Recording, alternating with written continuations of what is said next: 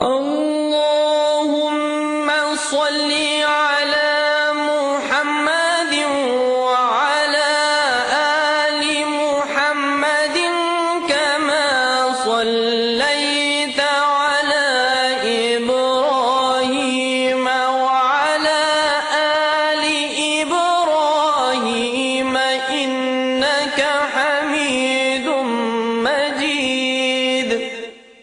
اللهم بارك على محمد وعلى آل محمد كما باركت على إبراهيم وعلى آل إبراهيم إنك حميد مجيد.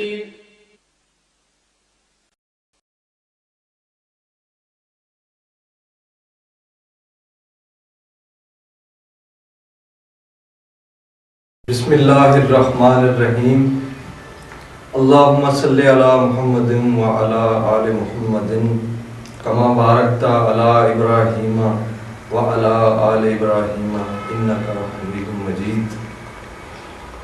معزز و محترم سامعین و ناظرین، آپ کا میزبان غلام انصر علی چشتی آپ سب کو پاک اخبار.com کے اسٹوڈیو سے خوش آمدید کہتا ہے.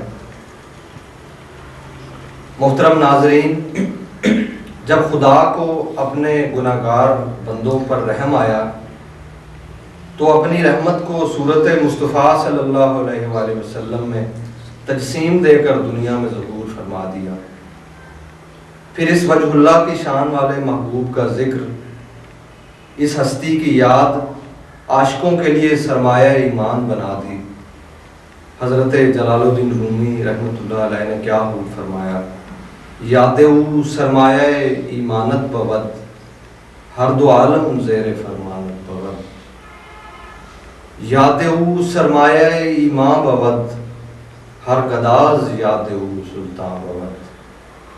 میرے محترم ناظرین، آج کا یہ پروگرام دراصل یاد مصطفیٰ صلی اللہ علیہ وآلہ وسلم کا ایک بہانہ ہے. یہ پروگرام اس بڑی عظمت والی بارگاہ میں ایک ادنا سی حاضری ہے. ہمارے آج کے اس پروگرام جس کا عنوان سیرت مصطفیٰ صلی اللہ علیہ وآلہ وسلم مختلف مکاتب فکر کی نظر میں، ہمارے شرکاء سیرت آقا صلی اللہ علیہ وآلہ وسلم کے مختلف گوشوں سے ہمارے قلوب و اذہان کو منور فرمائیں گے.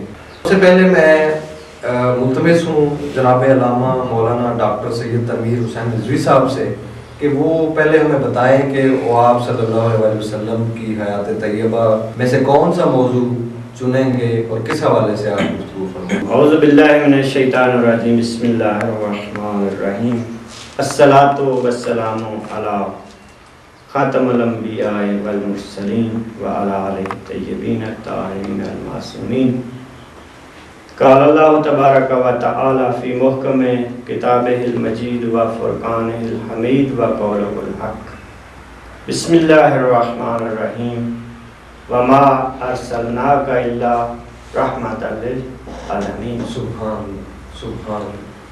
قرآن کریم فرقان الحمید میں پروردگار عالم نے حضرت ختمی مرتبہ جناب رسول اکرم صلی اللہ علیہ وآلہ وسلم کو ہماری طرف بھیجنے کا فلسفہ جو ہے وہ بیان کرتے ہوئے ارشاد فرمایا کہ وما، پہلے نفی کی ہے اس بات کی.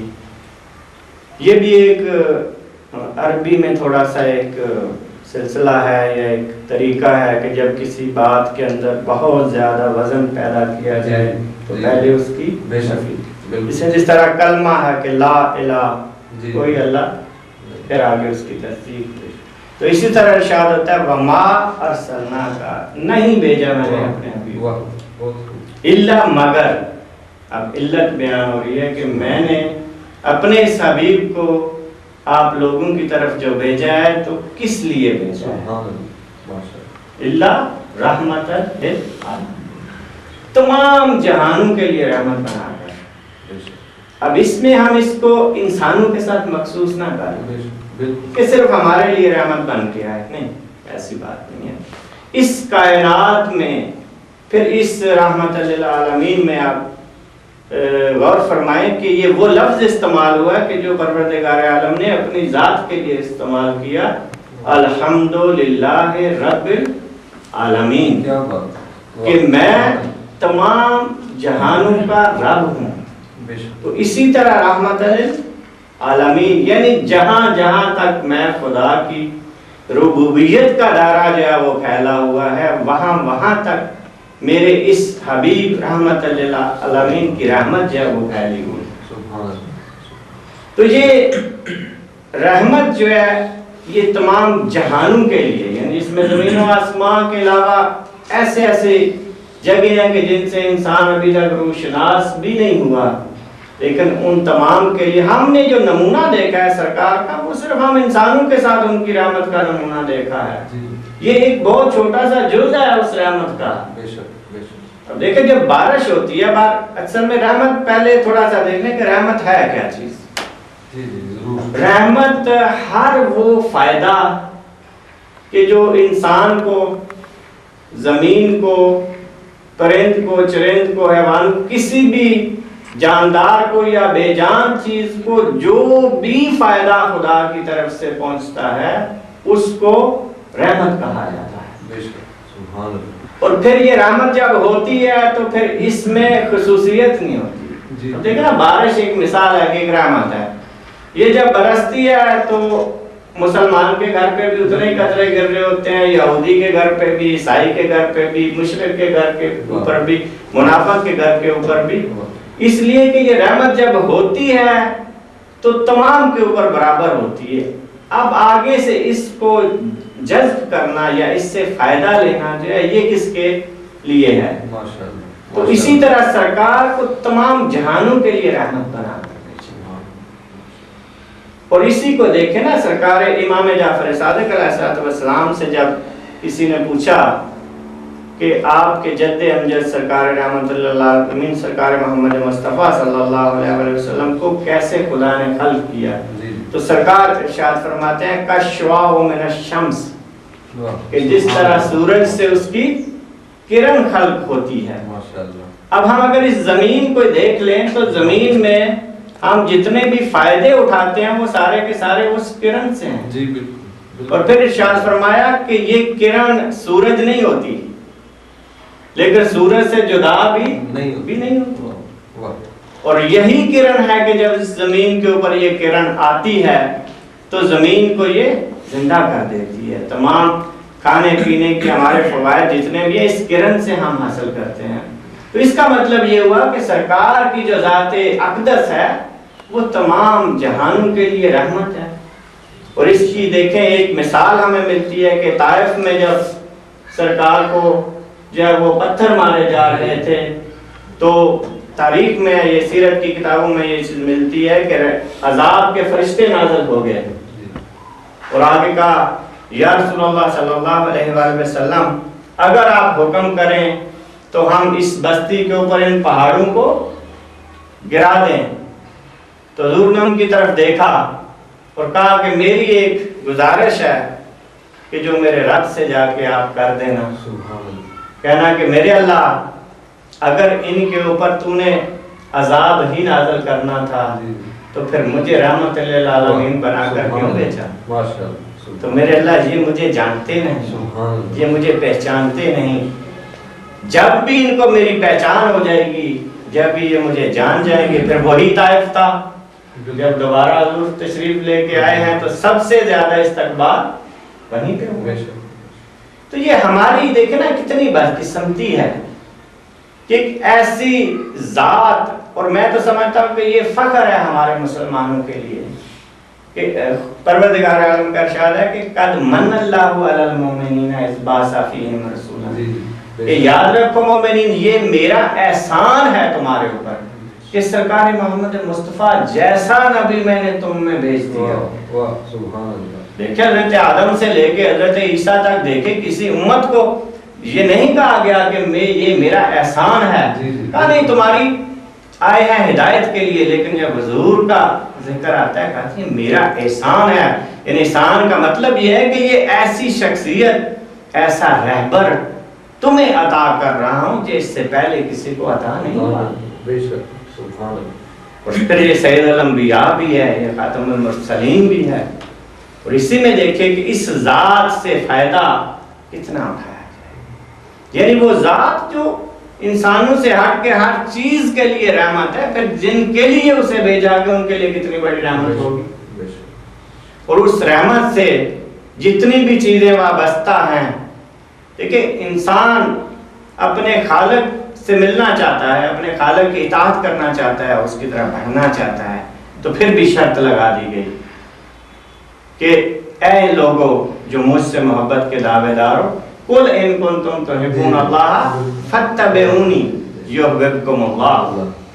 کہ یاد رکھو جو میں اللہ سے محبت کے دعوے دار ہو، مجھ سے محبت کا دعویٰ کرنے کی ضرورت نہیں ہے، یہ میرا حبیب ہے، اس کی پیروی کرو. پھر اس کا نتیجہ میں تمہیں کیا دوں گا؟ یحببکم اللہ، پھر میں تم سے محبت کروں گا. یعنی مجھ سے ڈائریکٹ تمہیں محبت کرنے کی ضرورت ہی نہیں ہے، اس کی اطاعت کر لو. یعنی مقصد یہ کہ اس کی رحمت سے اپنا دامن بھر لو تو میں خدا کے محبوب ہو جاؤ گے. ہم یہ سمجھتے ہیں کہ سرکار خاتم الانبیاء اللہ کے محبوب ہیں، بلکہ میں تو یہ سمجھتا ہوں کہ خدا کہہ رہا ہے کہ یحببکم اللہ، جو اس کی پیروی کرے گا وہ میرا محبوب بن جائے گا.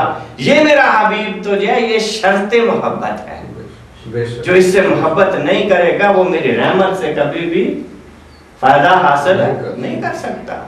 تو یہ میں تو سمجھتا ہوں کہ ہمیں اگر ساری زندگی میں صرف اس چیز کا ہم مسلمان شکر ادا کرتا رہے کہ میرے اللہ تو نے ہمیں ان حضور اکرم کی امت میں رکھا، صرف اس اللہ کی محبت کا ہم شکریہ ادا نہیں کر سکتے کہ تمام انبیاء نے عذاب مانگے ہیں خدا سے.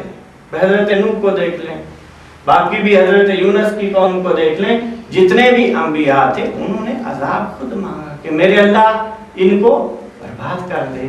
اور یہی رحمت للعالمین ہے نا کہ عذاب آیا ہوا کہہ رہے ہیں کہ نہیں میرے اللہ یہ مجھے جانتے ہیں. دیکھیں قرآن کریم میں ارشاد ہوتا ہے کہ میرے حبیب تو کیوں اتنا حریص ہے کہ لوگ ایمان لے آئیں. تو یہ وہ رحمت تھی ان کی کہ جو جوش مارتی تھی کہ ہر بندہ جو بھی اس دنیا میں بندہ بستا ہے ایمان لے آئے. کیوں؟ تاکہ یہ نجات پا جائے، تاکہ یہ عذاب الہی سے بچے، تاکہ اس کو میری رحمت کے جو فوائد، جو منبع میں رحمت ہوں، میری رحمت سے یہ کچھ فائدہ حاصل کر کے اپنے خدا کے قرب کو حاصل کر سکے. تو جیسے رحمت عالم صلی اللہ علیہ وسلم کا ذکر تھا، تو آپ کی سیرت طیبہ ہماری سوسائٹی کے ہر فرد کے لیے ایک قابل نمونہ، ایک قابل عمل نمونہ ہے ہمارے سامنے آپ کی سیرت طیبہ. تو آپ کا سوسائٹی میں جو کردار تھا وہ ایک معلم کے حوالے سے بھی تھا، ایک فاتحہ کے حوالے سے بھی تھا، ایک حکمران کے حوالے سے بھی تھا، ایک والد کے حوالے سے بھی تھا. تو میں التماس کروں گا حضرت مولانا میر عبد الرحمان صاحب سے کہ وہ ہمیں حضور پاک صلی اللہ علیہ وسلم بحیثیت معلم کے حوالے سے ہمیں کچھ ارشاد فرمائیں، اپنے مواعظ حسنہ سے مستفید فرمائیں کہ آپ بحیثیت معلم کیسے رحمت ہیں معاشرے کے لیے. بسم اللہ الرحمن الرحیم. هو الذی بعث فی الأمیین رسولا منہم یتلو علیہم آیاتہ ویزکیہم ویعلمہم الکتاب والحکمہ. سبحان اللہ، ماشاء اللہ. قال رسول اللہ صلی اللہ علیہ وسلم انما بعثت معلما. اللہ تعالیٰ نے نبی صلی اللہ علیہ وسلم کی نبوت کی ایک دلیل بیان فرمائی اس آیت کے اندر.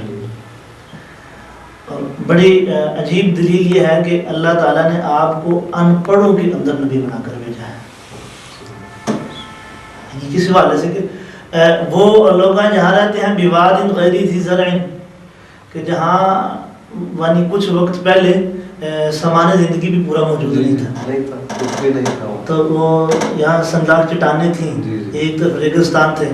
تو وہ وہاں نبی صلی اللہ علیہ وسلم کو بھیج رہے ہیں، اور وہ معاشرہ ایسا ہے جہاں کوئی حکومت کرنے کے لیے تیار نہیں ہے۔ تو نبی صلی اللہ علیہ وسلم کی نبوت کی دلیل ہے کہ هو الذی بعث فی الامیین، میں نے ان پڑھوں کے اندر اپنا رسول بھیجا ہے۔ تو